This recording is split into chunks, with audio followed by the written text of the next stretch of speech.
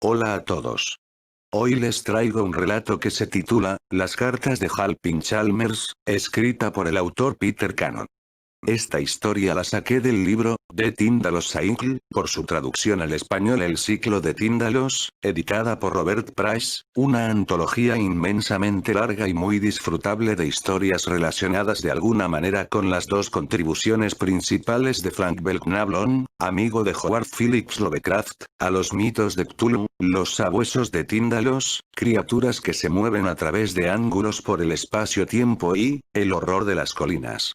La siguiente historia pues, es una secuela directa de, Los perros de Tíndalos, en el que los personajes principales son versiones apenas disfrazadas de Frank Belknap y de su esposa Lida Long. La verdad no encontré este relato en internet, solamente tenía a la mano el libro de, El ciclo de Tíndalos en inglés, y yo mismo hice la traducción, no sé si esté disponible en PDF en alguna página, pero al menos yo no lo encontré. A continuación escucharán la nota que viene antes del cuento, como es habitual en una antología de Robert Price. Las notas sobre las historias son un poco largas y detalladas en su contextualización de las diversas historias. El presente relato de Peter Cannon está basado en el hecho de que incluso las hordas más lejanas del denominado evento de Lovecraft no son menos extrañas que la ficción de las hazañas del círculo de Lovecraft original.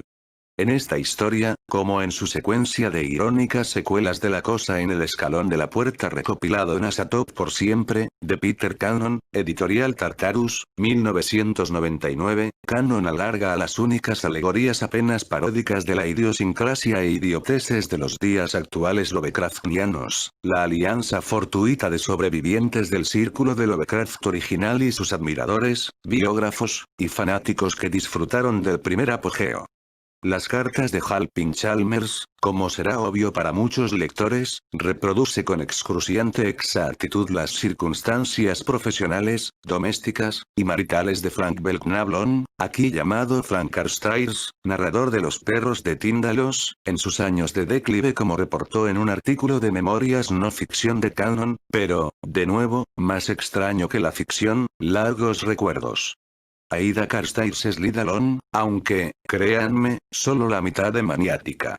Halpin Chalmers, la estrella condenada de, Los perros de Tíndalos, aquí está hecho para corresponder a Howard Phillips Lovecraft. Así Cannon está retroactivamente haciendo de Los perros de Tíndalos un episodio imaginario en la amistad de Long y Lovecraft, justo como el mismo Long lo intentó en el cuento, Los devoradores del espacio. Las cartas de Halpin Chalmers hizo su primera aparición en, 100 historias de crímenes torcidos, editado por Stefan y Emian Wicks, Robert Weinberg, y Martin H. Greenberg, una antología que apenas encaja. Apuesto a que a los editores les gustó tanto que no podían dejarlo pasar. Ahora sí, comienza el relato. Las cartas de Halpin Chalmers. Me alegra que hayas venido, dijo Aida Carstairs. Ella estaba sentada junto a la ventana debajo de la jaula de pájaros en forma de pagoda, su cara acariciada por Max, su mascota. Poco había cambiado desde que me detuve por última vez, para recogerlos y llevarlos a la conferencia centenaria de Halpin Chalmers. Sobre la abarrotada sala de estar, exhibidos en paredes o mesas, estaban los recuerdos polvorientos y los testimonios andrajosos que había llegado a conocer a lo largo de innumerables visitas, las muestras de una larga carrera que había traído su parte de reconocimiento pero limitada ganancia financiera. En todo caso, el lugar lucía más ordenado y limpio que en el pasado, gracias a los servicios actuales de una serie de asistentes a domicilio y, por supuesto, más vacío. Cuando a principios de mes había visto el obituario en Patrickville Gazette, había decidido que era tiempo de poner punto y aparte a nuestras diferencias, que debería presentar mis respetos a la viuda. Y entonces ahí estaban las cartas de Halpin Chalmers para su mejor amigo, Frank Carstairs, a quien escribía casi diario durante su período más prolífico en Brooklyn. Habiendo recibido recientemente el primer contrato por la primera biografía crítica, provisionalmente titulada, El vigilante secreto. La vida y extraña muerte de Halpin Chalmers, por fin estaba decidido a poner mis manos en estas invaluables epístolas de bolígrafo del principal autor norteamericano de culto. Sabía que vendrías, Peter, dijo Aida Carstairs. Por favor, siéntate.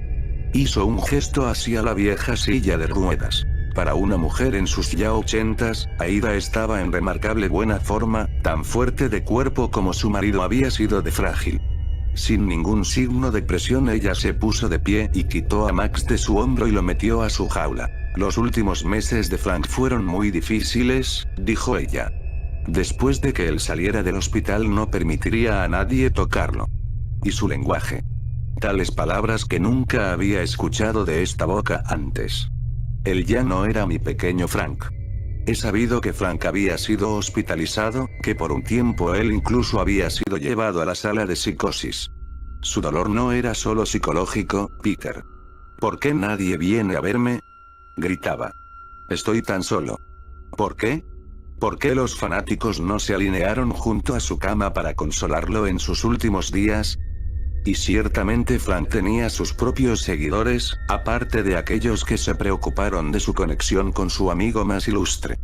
Partridgeville puede ser fuera de lo común, pero yo le creí cuando ella dijo que nadie vino. La triste verdad es que se mantuvieron alejados, todos nosotros nos mantuvimos alejados, a causa de ella. Él era tan espiritual, mi amado, dijo ella, afortunadamente sin mencionar mi propio descuido de Frank, como el príncipe Mishkin en el libro de Dostoyevsky, El idiota. Tan encariñada como ella estaba con su difunto esposo, en mi experiencia ella nunca pudo exportar que él recibiera toda la atención, incluso si esa atención fuera motivada por un mayor respeto por los cuentos ocultistas de Halpin Chalmers que por los cuentos ocultistas de Frank Carstairs. De los chalmersianos yo solo reconocí que la clave de Frank estaba a través de Aida. Solo yo sabía de la existencia de las cartas de Chalmers escondidas en un viejo baúl mohoso que había logrado inspeccionar en el cuarto de Frank mientras fingía ir al baño durante una de mis visitas anteriores.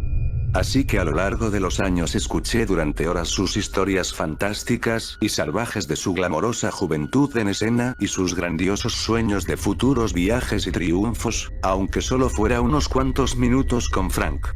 ¿Quién podría, si tuviera suerte, soltar una nueva y preciosa pizca o dos sobre Chalmers hace ya tantas décadas? Pero solo pude escuchar hasta cierto punto. Mi paciencia se acabó en 1991, el año del centenario de Chalmers. Había escrito a Aida una carta cortésmente sugiriendo que se quedara en casa mientras llevaba a Frank a Brooklyn para que fuese el invitado de honor en la fiesta de cumpleaños del fin de semana. Pero ella no entendió la indirecta. Ella había insistido en ir también, con su loro. Aquellos que asistieron no necesitan que se les recuerde cómo sus payasadas, y las de Suave, en más de una ocasión interrumpieron el proceso. Ella me desafió. Tuvo que pagar el precio. Como consecuencia dejé de visitar a Frank. Me negué a regresar sus llamadas telefónicas. ¿Sabes, Peter? Frank y yo no estábamos tan bien emparejados. Mis amigos, gente del trabajo, me preguntaron qué le vi a él. Era tan tímido. En las fiestas él casi no decía nada. De hecho, tampoco había dicho mucho en el centenario, aparte de repetir como loros las mismas cansadas anécdotas sobre Chalmers que había estado repitiendo durante más de 60 años, desde la muerte prematura de su compañero autor en 1928. Su actuación semisenil debería haber sido la última reverencia de Frank. Nadie esperó que el venerable ocultista alcanzara su siglo o más. Mientras el obituario había informado que murió a los 100 años, en realidad él tenía 101 años, debió haberse acortado un año en algún momento de su carrera. Un corresponsal de Chalmers afirma claramente que su amigo de la infancia nació en 1893, no en 1894. Pero asombró a todos sobreviviendo otros 3 años. Mientras tanto, me concentré en producir trabajos críticos para los estudios de Chalmers y otras revistas científicas, sabiendo que tarde o temprano tendría la oportunidad de leer las cartas en el baúl de Frank Carstairs. Las cartas de Chalmers a Carstairs. ¡Qué tesoro! Unos cuantos extractos, una mera fracción del total, se había publicado en las cartas recopiladas de Halpin Chalmers. Literalmente cientos de páginas en blanco aún tenían que encontrar los ojos festivos del erudito Chalmers. ¿Por qué su destinatario no los había vendido? En sus años de decadencia, antes que él decayera y no pudiera dejar su departamento de Central Square, Frank había consignado otros artículos en su colección de ocultismo a una librería local de segunda mano, incluida su copia de El Vigilante Secreto, escrito por el mismo Chalmers. Lo sé. Yo fui quien había recogido este tesoro a un precio tan envidiable que me abstuve de citar la cifra. Si hubiera intentado vender las cartas, ya fuera por partes o en grandes cantidades, mi informante, el propietario de la librería Angel Hill, me habría alertado de inmediato. Por mucho que hubiera podido usar el dinero, Frank se guardó deliberadamente las cartas de Chalmers para sí mismo por despecho. Siempre que le insinuaba su existencia, fingía no comprender. Ante tal timidez, decidí desde el principio no presionar el asunto, sino adoptar una política de espera, con la esperanza de ganarme su confianza y, finalmente, el premio que aseguraría mi propio nombre como el principal sucesor de Halpin Chalmers. Nadie sabía que era escritor. Ciertamente no se vestía como tal. Déjame decirte, Peter, antes de romperse la cadera solía salir con ese abrigo raído y hacer las compras. Cuando se sentaba a descansar, extraños le ponían $1 en la mano, pensando que era un vagabundo. ¿Te imaginas a Frank Carstairs, el gran autor de lo oculto, confundido con una persona sin hogar? Si se puede decir que Chalmers murió antes de su tiempo, entonces Carstairs vivió más allá de su tiempo, mucho después de su tiempo. A su muerte, Chalmers estaba en la cima de sus poderes. Su trabajo publicado póstumamente estableció su reputación como el practicante supremo del género. Sus herederos son ricos hoy en día con las regalías generadas por los millones de copias de sus libros todavía impresos. Por otro lado, Carstairs en su mejor momento nunca logró más que una competencia profesional. En su avanzada edad, él fue honrado más por su longevidad que por cualquier contribución perdurable en el campo.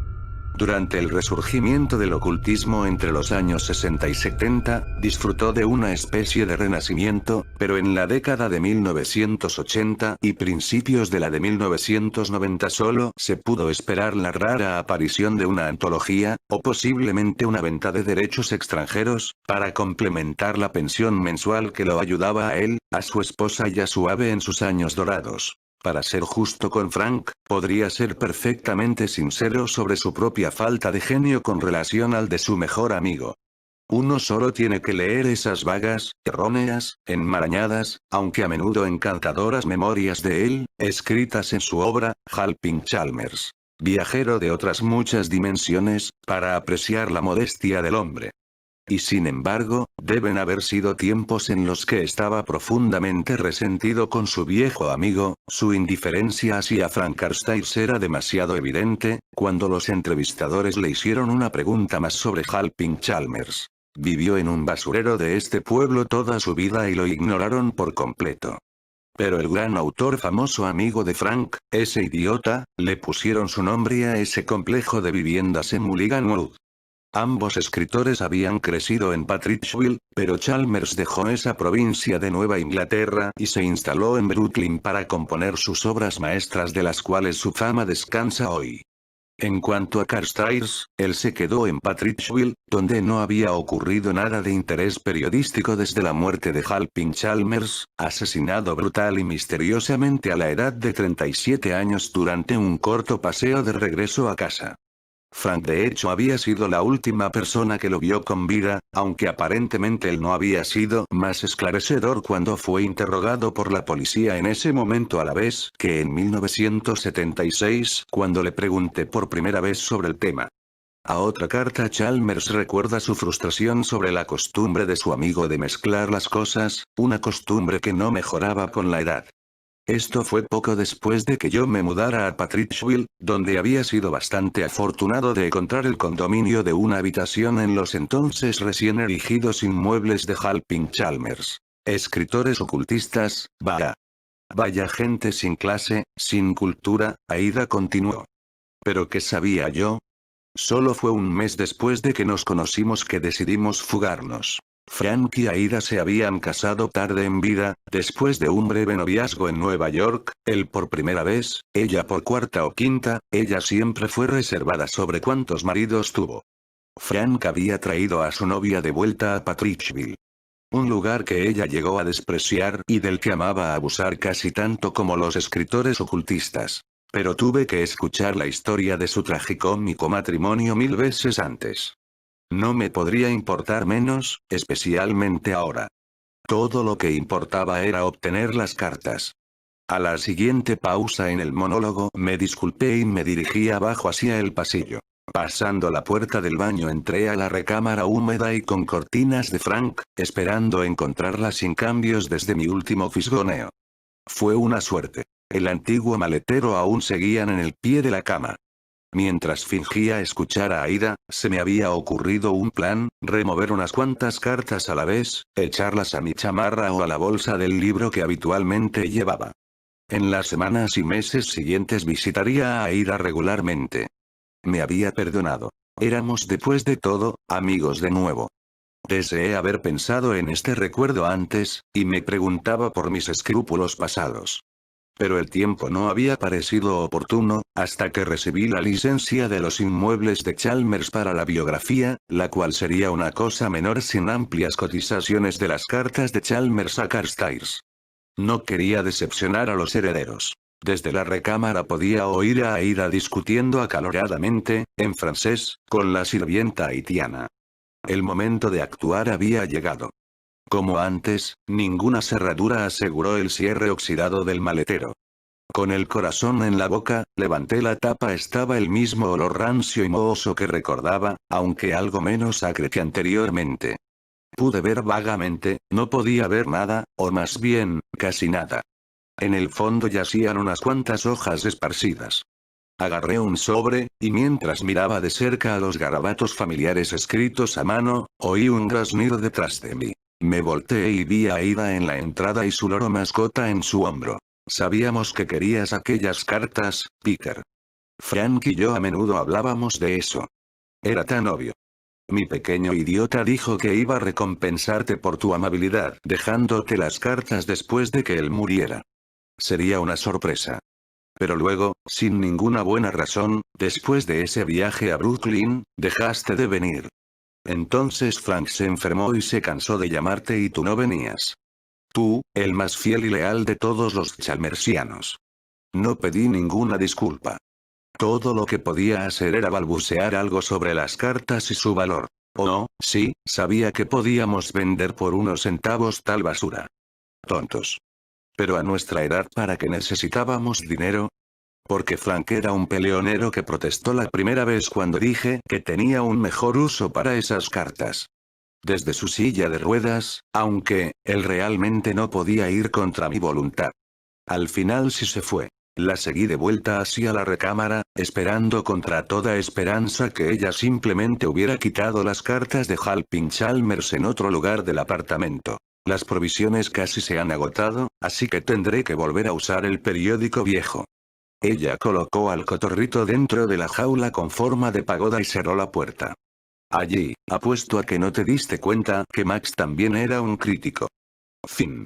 Bien, espero que les haya parecido interesante. Nos vemos en la siguiente.